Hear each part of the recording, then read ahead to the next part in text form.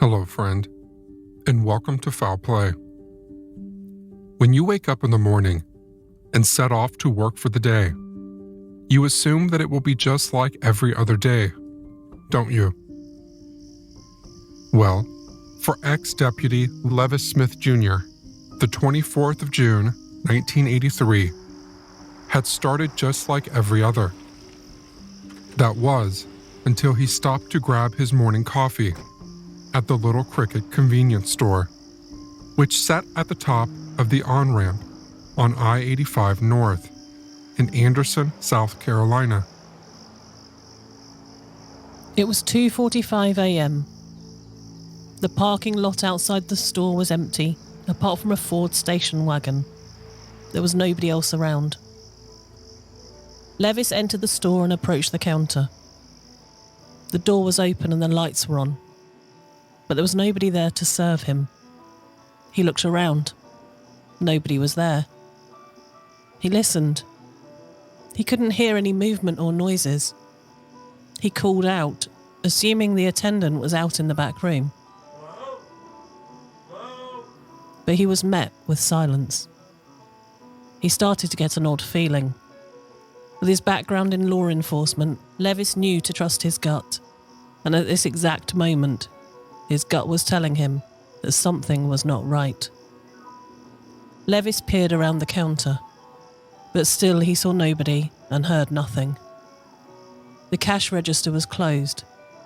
There was no obvious signs of a struggle, but the silence was enough for Levis to pick up the phone and call the Anderson County Sheriff's Office. The police arrived on the scene within a few minutes and searched the store for the cashier and for any signs of a disturbance. But they came up with nothing. Officer Ashley Scarborough's police report from the night said, quote, "On the above date and time, officers were called to Little Cricket store at the above location, which was I-85-178, Anderson. When officers arrived, the cashier was missing, and the store was left open. The vehicle that the cashier was driving was parked outside the store. Her pocketbook was left inside the store, with money inside. Her shoes and socks were also left inside. The cash register was locked. When the register was opened, all the bills were removed. The top drawer of the safe was closed, but not locked, and over $2,000 was still inside. After the manager arrived, she stated that approximately $78.82 was missing from the register. The second shift clerk, Tammy Waddell, said that she had stayed with Tina until approximately 1:10 a.m., and no one was in the store when she left. However, she had left enough money in the register to open up on. Mr. Levis Smith stated that he came into the store around 2:45 a.m. and could not find the cashier in the store. Benjamin R. McCannis, who was sleeping outside the restaurant next door, stated he went into the store and bought a drink, and the cashier was working then, which was around 1:30 a.m. When he left, there was two white males talking to the cashier. The parking lot, surrounding roads, and area was checked, but no trace was found. The missing person's name on the police report was Tina Marie Hunter Milford, and based on the witnesses that were interviewed by the police that night, she must have gone missing between 1:30 and 2:45 a.m. So, what happened to Tina? What made her leave so abruptly? And where was she now? The police contacted Tina's parents, who were convinced that she would never leave work willingly. She was too responsible for that. And She needed the money and couldn't afford to lose her job. It was unfathomable to them that she would just have walked out, and also, she had left her shoes, her purse, and her car behind.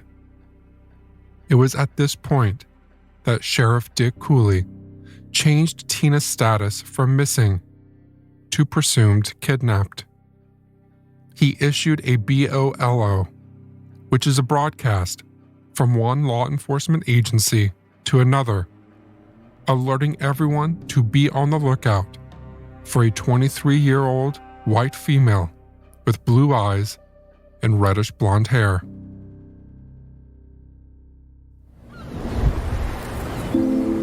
Growing up as a latchkey kid in a small town in Maine, I always assumed I was safe. After all, unless it made national news, murder wasn't something people talked about around here. But that doesn't mean it didn't happen. Murder, She Told is an award-winning true crime podcast that dives into the lesser-known cold cases and true crime stories from Maine, New England, and beyond. Created by me, Kristen Seavey, a victim's advocate. Murder, She Told uses detailed storytelling with an investigative twist, weaving in original interviews with those closest to the case.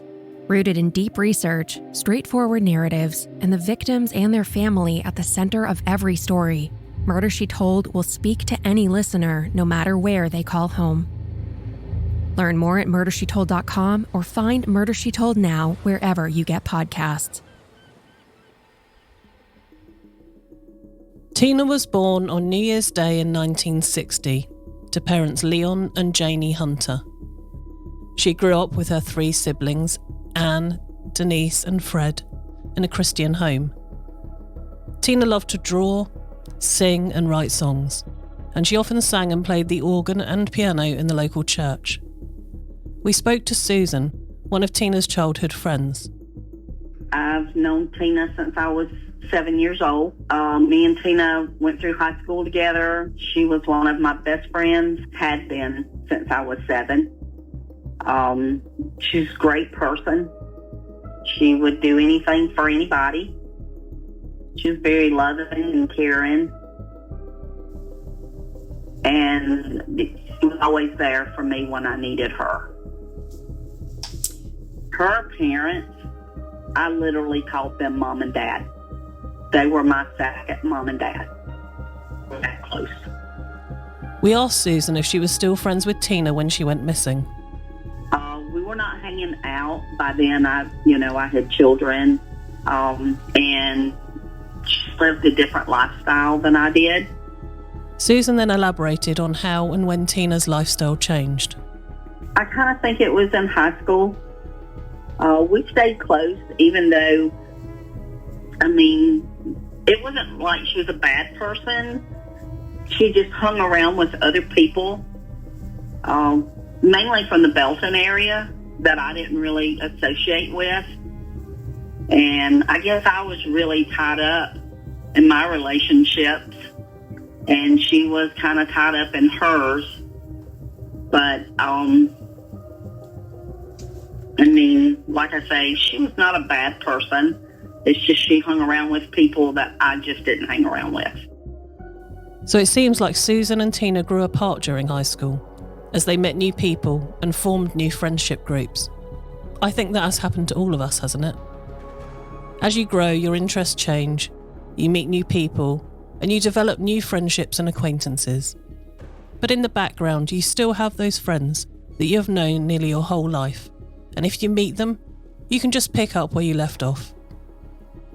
So as Susan and Tina became teenagers, they started to drift apart a bit, and Tina found a new group of friends that Susan wasn't so keen on.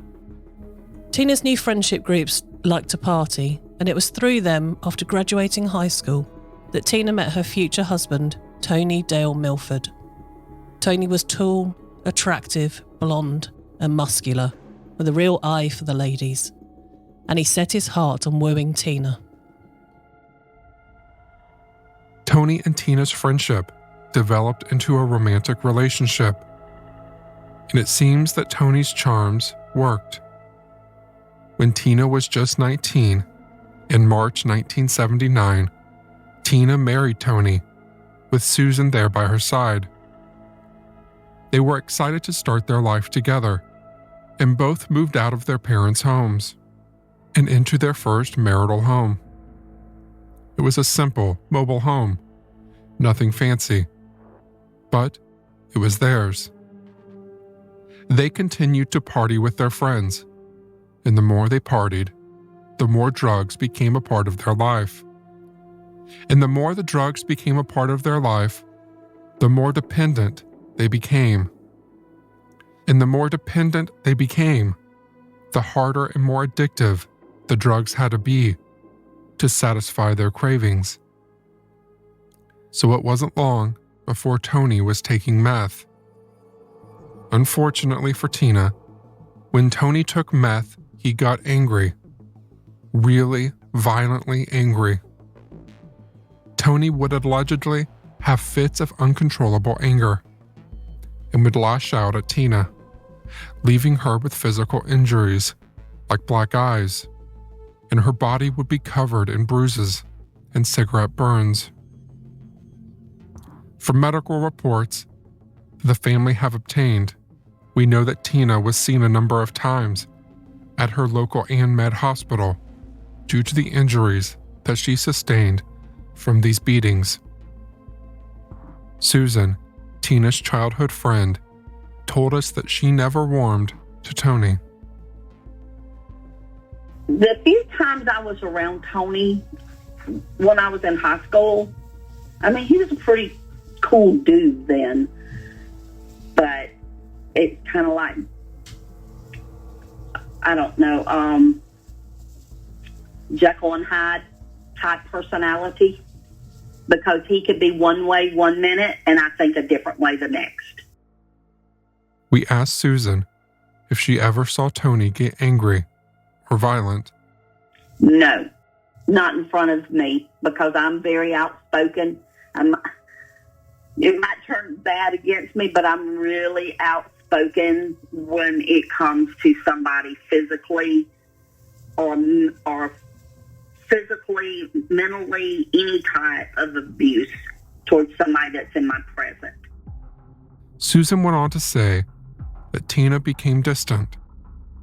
I didn't like Tony. Tony really tried to keep her to me away from her friends, kind of isolating her in a way. Several times when I would run into her at her mom's, because her mom kept my first son and as babysitting for me. And when I would run into her, there was several times that she had bruises, or she would have on dark sunglasses, and I would say something to her, and it was like, it's okay, when I knew it wasn't okay. From what Susan said, it sounds like Tina was not only in a physically abusive relationship with Tony, it sounds like he was also controlling her life and mentally abusing her by keeping her away from her friends and family. The only really time I got to see her, talk to her, was around her mom. And then, 2 years into their marriage, they fell pregnant, welcoming a beautiful daughter, Crystal, into their life. Tina prayed that this would calm Tony down, and that a child would make all the difference to their relationship. But the abuse continued. Tina was broken. She just couldn't take it anymore, and filed for divorce on the grounds of physical cruelty. The world of 911 emergency dispatching is brutally diverse. 1 minute you can be talking with someone about parking violations. What's the process we are to take to have people towed? Because it's actually delaying the mail. And then all hell can break loose. Then the rest of the day is crazy. We could have murders. Hill County 911, what's your emergency? I just killed my children. Home invasions. He's in my house. I shot him. You shot him? He was coming up towards me and I shot him. Natural disasters. Tornado came through the gutters. I'm buried under a bunch of my life. Even bombings.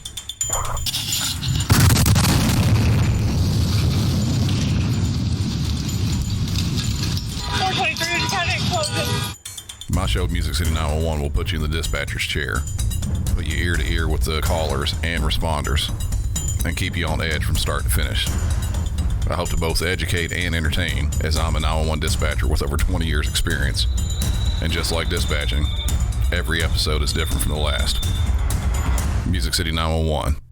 Real 911 calls, real 911 dispatchers. Available to listen to on any podcast app. The divorce process was hard on Tina, but she knew that the end was finally in sight. She would soon be free to live her life how she wanted, to not be in fear of beatings and abuse, and she would be able to create a safe environment for her daughter to grow up in. They were so close. In fact, the final hearing to finalise the divorce and make permanent custody-related arrangements was scheduled for the 24th of June 1983, the exact date that Tina went missing. What a coincidence.